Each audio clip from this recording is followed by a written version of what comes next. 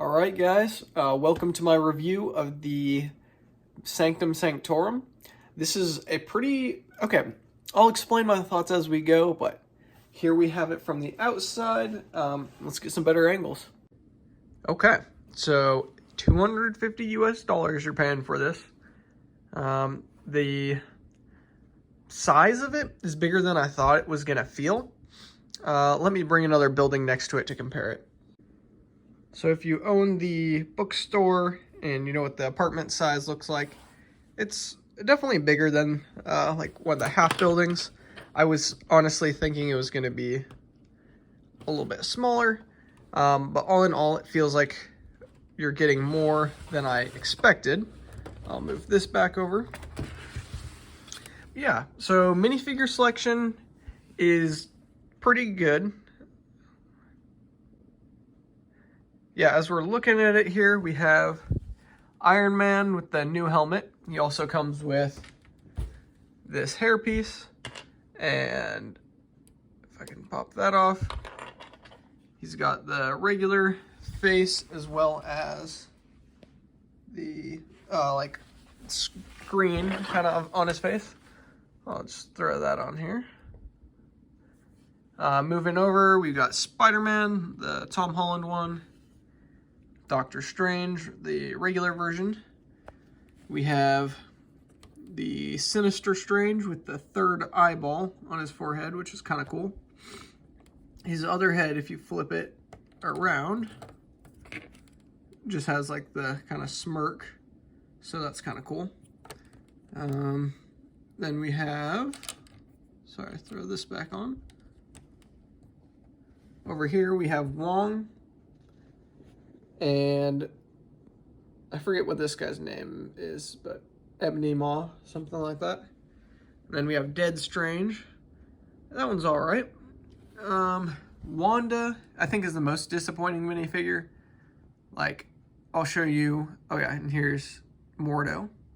I'll show you a comparison of my other minifigure. This one literally cost $5. So if we're comparing this one, super well detailed. It's got leg printing, it's got the arm dual molded, it's got a really good like torso piece with nice printing, a really good cape and everything. And then you compare it to the just plain and boring, just black pants, long sleeves, no like. The only thing better about this one than this one is you can see there's a little bit of detailing, like a little bit more detailing on her crown piece than that one has. So literally if you put that hairpiece on that one, that would be a much better combination. But I don't really care too much that it's not fantastic just because I already have that one. But just thought I'd point out that. So working our way around the building, this is the best way to display it. This side right here, as you can see, it's not super deep. I really wish they had used all of this backspace to make it a full corner building rather than having it like sliced, because obviously the building would be thicker than this. And as I'll show you inside, but it really would help the interior a good amount if this was utilized for like a staircase inside or just something to give access to the third floor. So back on this side, it's a little bit junky. It's not terrible. They have all these studs, I think, so you can pose the minifigures on there and it just looks a little ruddy. Here we have somebody did a sling ring, some propaganda for S.H.I.E.L.D. over there. You can pop these out. Like I'm sure you've seen in other review videos or something that this piece, and this piece right here all can pop out and are exchangeable, so you can put them in a spot. But yeah, so here we have the little back section. Working our way up. The lighting's not perfect because I'll take this off, but we have the third floor. As you're getting to the third floor here, they've got some more posters. I really like these display cases they made. They look really cool. Those items just kind of sit in there, but they don't fall over or anything. The window looks fantastic. Working our way around.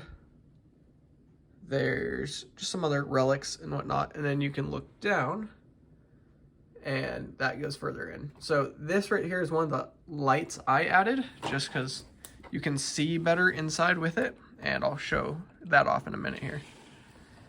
So as you can see here, it's kind of dark and not as good, but I added with my remote thing. Here we have this, so you can just really appreciate the details in here a little bit more.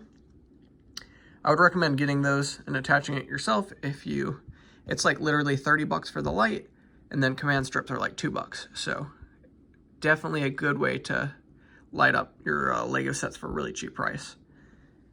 So going around here, we have the door, which I'll show you from the outside here if I can.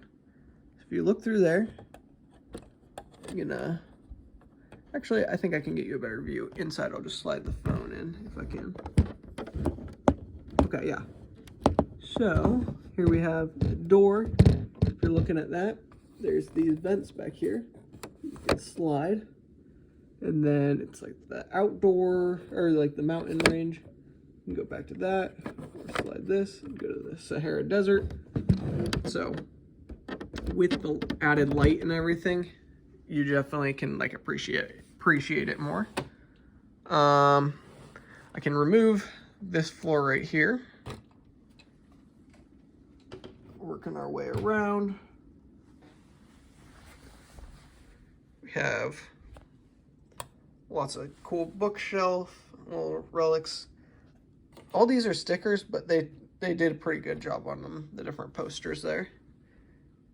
A nice staircase. There's the beer mug. And then on this floor, we have a good clock, posters, chairs, that globe and everything. Take off the staircase, and you can kind of see into the basement area where they had the freezer and the Tesseract or Bifrost back there, and all this. So I'll put it all back together here and put it inside my city. All right, so here it is. I replaced the hotel with the Sanctum Sanctorum. I think it looks really good on this side. You get the best angles of it, and the less interesting like alley or whatever works out well. You can kind of see back there. I flipped both the, I don't think you can see it from here, but yeah, I flipped the monster, whatever it's called, inside, and then I flipped the poster inside so it wouldn't block that. But yeah, it creates like a good little alley space there. The light in there works really well, and I think it's just a good addition to this kind of New York downtown. We have the Daily Bugle right there. We have the Sanctum Sanctorum, and working our way around. Yeah, I think it just fits really well. So I'll end up putting my extra modulars back on that shelf over there. And yeah, hope you guys enjoyed seeing this build. Let me know your guys' comments. If I was gonna rate this, I would say I would give it maybe a 7 out of 10. 10 out of 10 for the front here. But just overall as a set, if they had beefed up that back alley, added a little bit more space and access to the top floor, which there's a balcony you could hover up, I guess, but like no sort of stairs, which is a little bit unrealistic. So it would be nice to have additional space inside, because you're paying $250 for this, which is a lot of money. Like in comparison, this one right here is only $200. That one right there was like $170. And this building right here doesn't even have the full back. So you are paying a little bit of a premium because it's Marvel rather than just a Lego product. So because it's licensed, you will be paying a little bit extra. The minifigures aren't amazing, but there is a few really good ones. Like I do like the Mordo minifigure. And then Sinister Strange is pretty cool. It would be nice if he had like a cool cape or something. So it's totally up to you guys, obviously, if you would like to pick this up, but I would rate it a 7 out of 10 for just all the good things it has to offer. And if you are a fan of the Doctor Strange, I don't think you'll get a better Doctor Strange set probably ever. Like, I think this is the best one that they're going to come out with. They're probably not going to make a second Sanctum Sanctorum build of this size. They already had a couple smaller ones, so this is going to be the cream of the crop for that. So I hope you guys enjoyed. Yeah, let me know what you guys think, and if you want to see any other videos on this city or what's next, we'll have that Western mock coming up. Have a good one.